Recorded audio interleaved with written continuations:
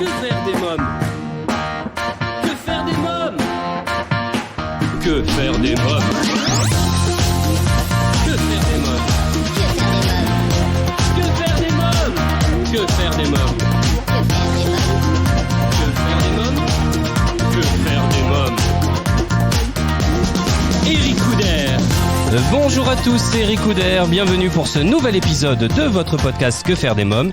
Il est temps à présent de rejoindre mon invité.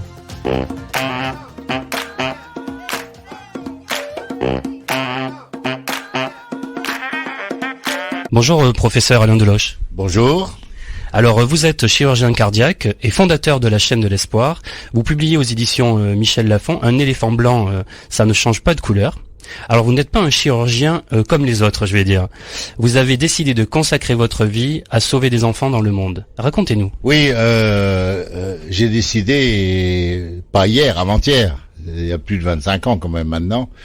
Au fond, c'est assez simple de dédier mon savoir-faire de chirurgien au profit des enfants déshérités et surtout ceux qui n'ont aucune chance d'avoir un soin de qualité. Donc ils sont condamnés de par leur lieu de naissance. C'est aussi simple que ça. Mais pour un chirurgien, c'est assez révoltant. Pourquoi? Parce que on a un œil particulier en tant que chirurgien. Quand je vois un enfant au Cambodge ou en Afrique, je fais le diagnostic facilement, mais je fais aussi le pronostic. C'est-à-dire, je sais où va aller cet enfant s'il n'a pas le soin adéquat. Et ça, c'est le début d'une indignation. C'est ne pas accepter cela. Quel a été l'élément déclencheur? Comment c'est arrivé dans votre vie? Alors, curieusement, on croit qu'on se lance dans des enquêtes scientifiques, des études, pour savoir s'il y a un besoin.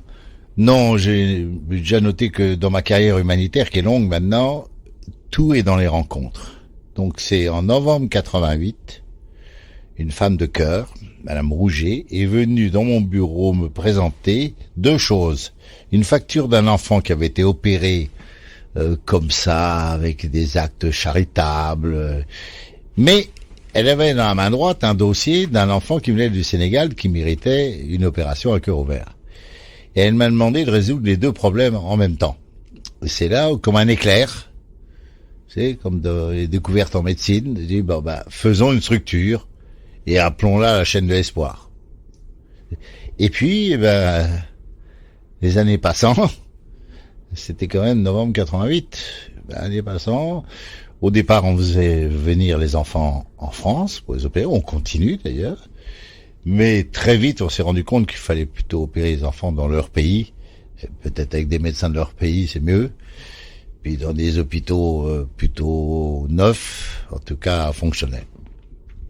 Alors, quelles sont les anomalies ou problèmes que les enfants ont au cœur exactement? Alors, il y a une chose qui est complètement répartie de façon égale dans le monde, c'est les malformations de naissance. Grave ou pas grave, grosso modo, c'est un enfant sur 10 quand même.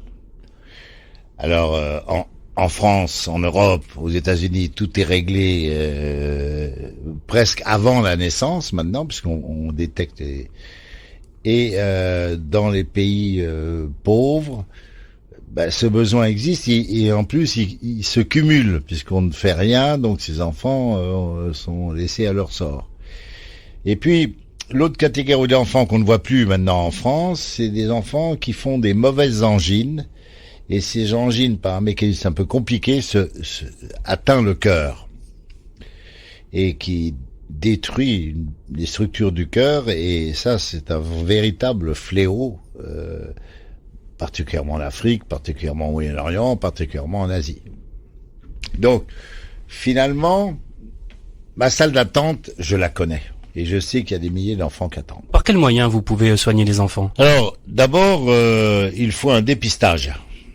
Voir clair sur la situation.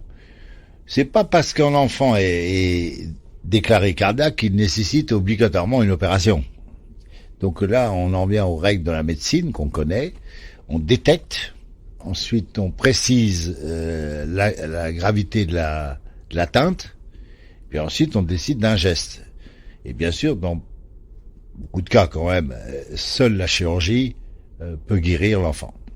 Et donc, on fait tout pour les opérer dans des hôpitaux dédiés.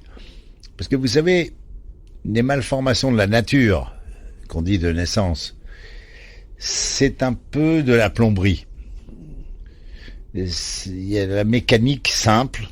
Vous avez un trou dans une cloison qui sépare deux cavités, faut fermer l'orifice. Alors c'est vite résumé, mais enfin, c'est pourquoi la chirurgie est triomphante.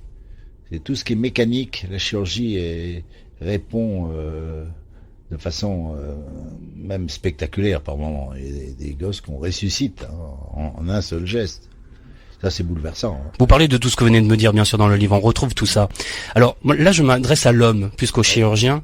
Qu'est-ce que vous ressentez quand un enfant est allongé sur la table d'opération et que sa vie est entre vos mains? Alors, premièrement, le chirurgien doit s'interdire tout affectif. Parce qu'il est concentré sur le travail. Et au fond, j'ai envie de faire mon travail d'abord. Ce sont des règles établies, on me les a appris, je les ai vraiment intégrées.